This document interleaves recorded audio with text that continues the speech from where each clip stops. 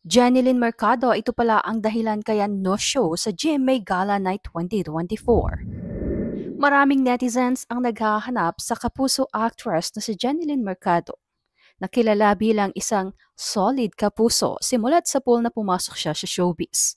At isa rin si Janilyn sa itinuturing na big star ng GMA7. Kaya naman kapansin-pansin ang hindi niya pagdalo sa 2024 GMA Gala Night. Present ang kanyang mister na si Dennis Trillo, ngunit wala ang actress. At marami nga ang nagpalagay na wala si Jen sa GMA Gala Night dahil hanggang ngayon ay hindi pa nare-renew ang kontrata ni Janilyn Mercado with GMA Network. Tinuldukan din ng actress ang bali-balita online na siya ay lilipat na ng ABS-CBN. At kanyang inamin na siya ay isang freelancer ngayon bilang artista. Si Janilyn Mercado ang newest celebrity brand ambassador ng Beauty Kingdom na Beauty Derm Corporation na pag-aari ni Miss Rhea Tad. At sa naturing event nga, dito na nga nabanggit ni Janilyn na natapos na ang kanyang kontrata sa GMA7 at sa ngayon ay under negotiation pa raw ito with her talent management. Ngunit kanyang nilinaw na walang bahid ng katotohanan ang mga nagkalat na chika na may alok umano sa kanya ang ABS-CBN network. Higit lalo ang kwento na siya pa raw mismo ang lumapit at nakipag-ugnayan sa mga bossing ng nadorang network. Ani Jen, palagi naman akong kapuso, ang daming naghihintay ng sagot. Ako naman, 20 years na po akong kapuso. And I'm very thankful na hanggang ngayon po ay kapuso pa rin. Meron pa ring nego-nego, pero mabilis na lang po yan.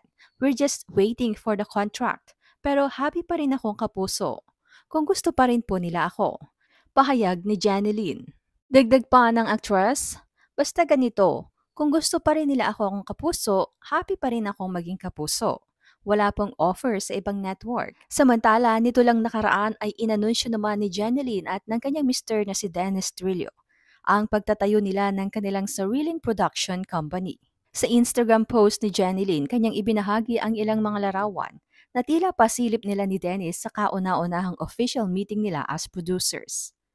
Ani Jen, after 20 years in the industry, Dennis and I are trying on new hats, this time as producers, as we formally put up our own production company called Brightburn Entertainment. We are very excited for this and just want to share with you these photos. Our first ever official meeting as a team with no less than Netflix Philippines. Nagpasalamat din si Jen sa ilang staff ng nasabing streaming service dahil nabigyan sila ng pagkakataon. Thank you so much po Sir Vito, Bene, and Luis for spending some time with us and for discussing opportunities we can explore in the future. Looking forward to working with all of you.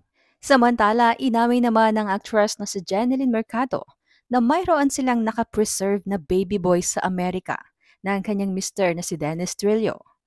Ito ang kanyang isa sa inamin nang ipakilala siya bilang pinakabagong brand ambassador ng Beauty Derm.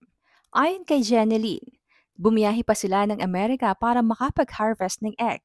Nagkaroon ng fertility treatments at nakipag-usap pa sa mga pwedeng magdala ng kanilang magiging anak. Naka-harvest kami ng 5 eggs, pero isa lang yung excellent egg, so parang tapon din yung 4. Isa lang talaga. Isa lang yung nabuo ko. Ani Jen. At ang egg nga na yon ay baby boy. Sa kasalukuyan ay 2-year-old na ang bunso ni Janilyn na si Dylan.